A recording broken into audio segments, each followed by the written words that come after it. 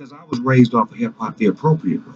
As far as like my elders taught me, the Run DMCs, the Rakims, the LL Cool J's, the Ice Cube, they taught us the right way of hip hop.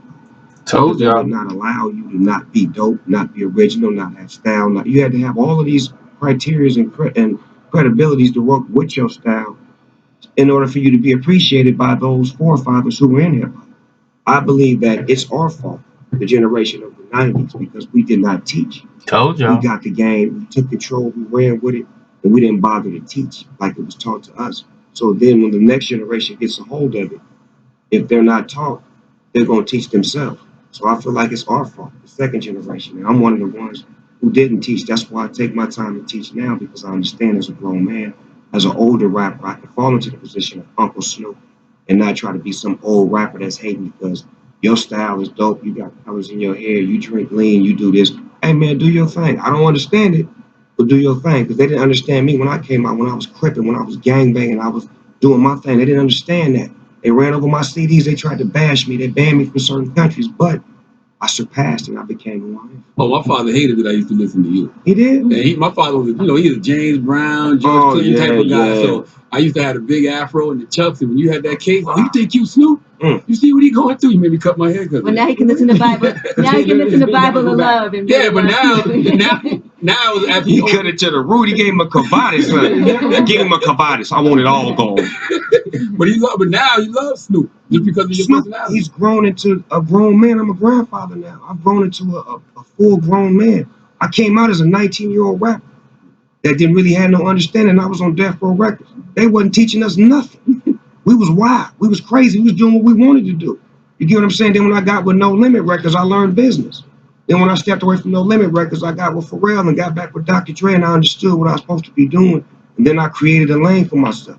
I reinvented myself. I did things to diversify my portfolio. I wanted to be an actor. I wanted to be a football coach. I wanted to do everything that I wanted to do. And I said, you know what? I'm just going to do it.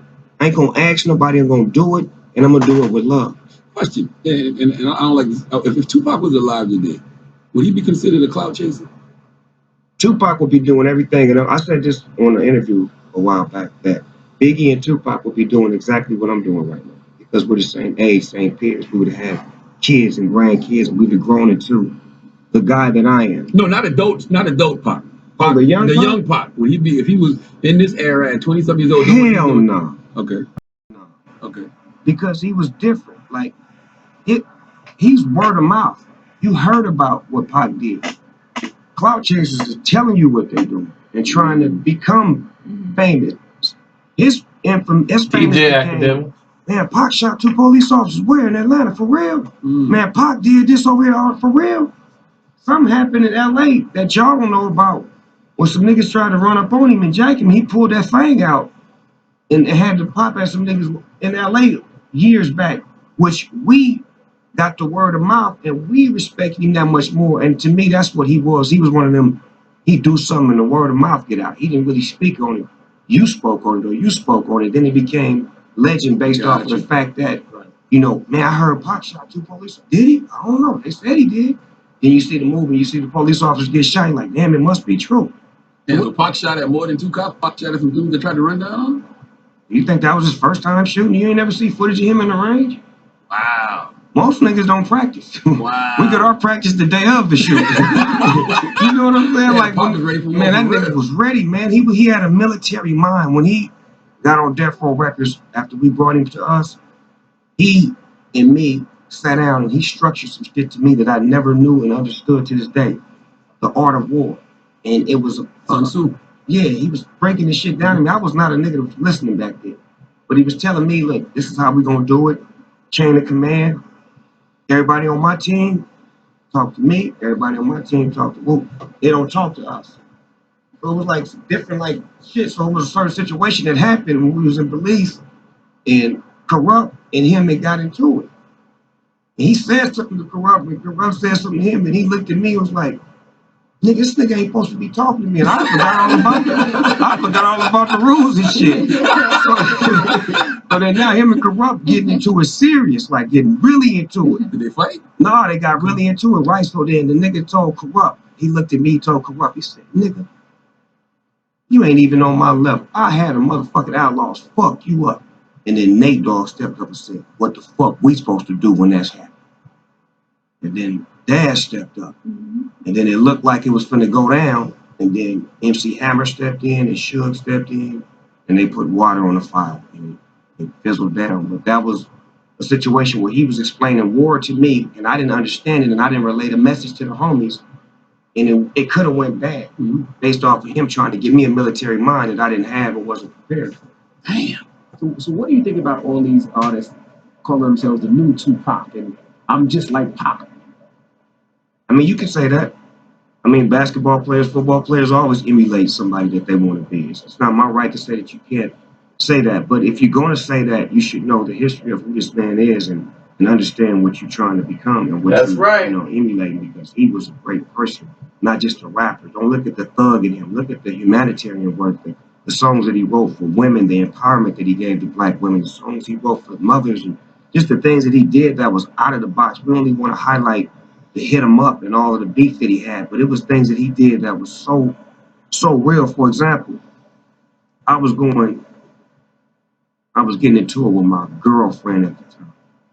And we just kept getting into it. All the niggas on Death Row Records was like, man, fuck that bitch, nigga. You Snoop Dogg. You can have any bitch you want with you, some hoes, nigga.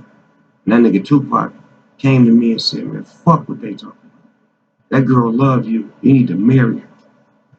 And I listened to what he said, and I married my wife. And 20-some years later, we still married. Oh, don't tell Envy that. Shit that this nigga did. You gonna be happy as a doggone clown. The ignorant side.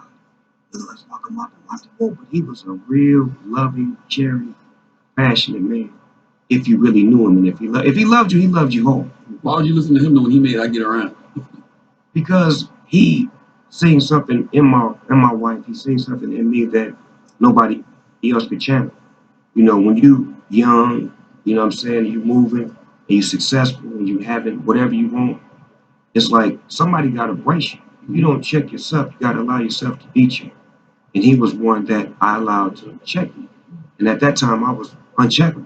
You know what I'm saying? Because I felt like I was the shit. I felt like I was like, I'm the dopest rapper in the world, nigga. I'm on the biggest, hardest label in the world. You know, all the shit that comes with it, the bullshit. I was on bullshit. And he cleared my vision to where I could see exactly what's happening. And, you know, I'm thankful for that, because at that time, imagine if I didn't marry my wife and I just would have been ripping and running and doing all the crazy shit. I may not be as strong as I am. I look at all of the rappers in the game that have wives, that have strong women in their life. They're stable up top too. Their mental is strong. I look at the rappers that got hoes in their life, or got a woman that's a hoe, or, you understand me, their life and their stability is not there because there's no stability at home. You can do what the fuck you want to do, so you go home, you do what the fuck you want to do. When you got a woman at home, Envy will tell you, you can't do that shit. You got to fix that shit. Oh, Envy, you used the wrong example. You know he can't do nothing. He can't even be standing up. Not because of the kids, because of y'all. You understand what I'm saying? That's real. Sometimes men do have strong women at home and they still mess up. It's still growing. It's part of life. You have to grow into who you are. I wasn't always as good as I am, and I'm not perfect. I still fuck up.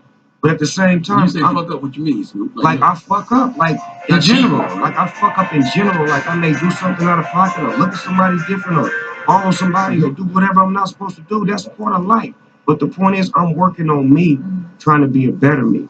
I'm working on spending more time with my wife, treating her like the queen that she is, letting everybody know that she's the boss lady, making more representation of her, as opposed to keeping her in the cut and me ripping and running and playing and doing what I want. When she's there, the play is real minimum now.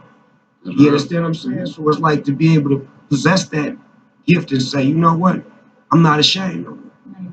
I seen you put up a tweet about a week ago about how your wife makes you strong and how your wife pretty much keeps you on that same path and same line. And I felt that so much.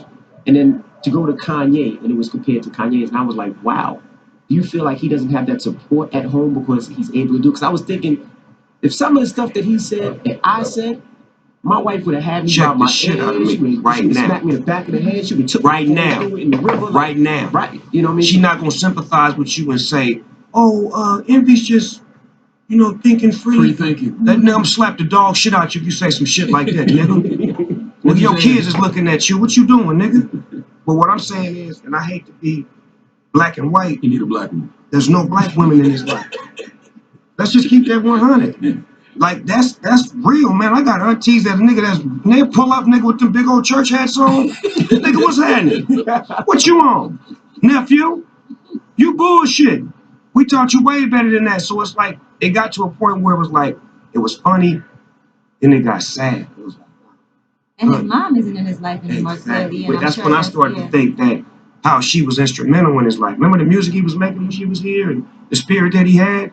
That's gone now. And if you never lost your mother, you don't understand that feeling. So I had to sympathize with that and say, you know what, maybe the women around them should, look into getting them some help from some women that's stronger than them.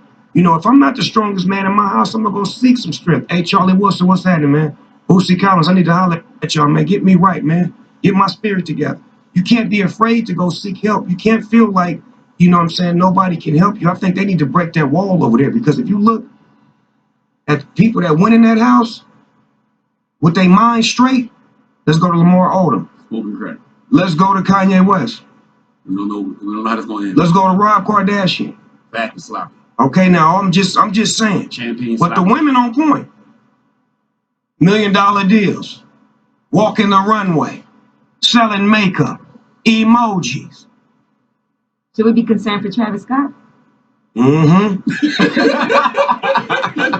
Do you feel like that? Y'all better get that cup of tea away from that nigga. Travis, if you listening, get out now, nigga. Have you reached out to yet? So that's it, man. The OG? How can I reach out to him? Oh yeah, you. I don't want to be in that house with that cup of tea. This motherfucker waving that. When I meet with the nigga, it's in the hood. Nigga, pull up. Do you feel like Dad should have called the Crips on him though? Come on, man. You can't take everything serious, man. Some shit is just done to be done. You know what I'm saying? Yeah, you say that to the boy Vicky apologizing like she didn't have that gun. I was like, boy, this dude know he just trash. My goodness. Saying like people gonna sit there and incriminate themselves on the doggone radio station. But like I told you before, and he basically broke down everything, but it's gonna matter now because it comes from Snoop, somebody who's actually was in the hip hop, rather than me telling you about the current state of hip hop. Now he echoes the same thing that I told you guys. The very same things when we talked about the current state of hip hop. Who fault it was? It was all the rappers' fault in the 90s. Told you. He pointed it out. Now Snoop has pointed it out. Let's see now people what they say. See what they say now. But anyway, if you like what you heard, subscribe, and we can definitely chop it up, have some debates about it. I'm going to read your comments too. I always read the comments. So I'll check for y'all later. I'm out.